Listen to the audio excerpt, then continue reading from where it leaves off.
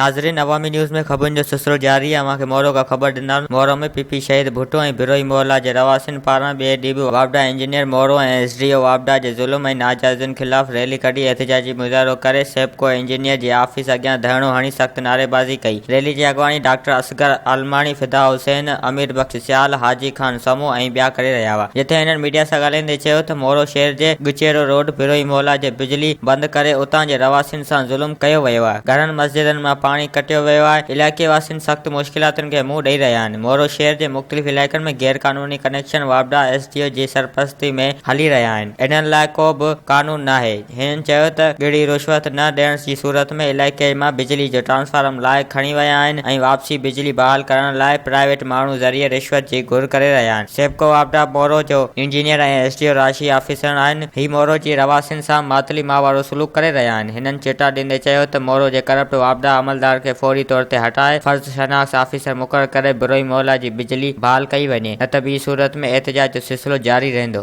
वधीक ख़बरुनि ऐं तफ़सील जे लाइ विज़िट कयो असांजी वेबसाइट awamiNewsHD.com ऐं ॾिसंदा रहो अवामी न्यूज़ HD।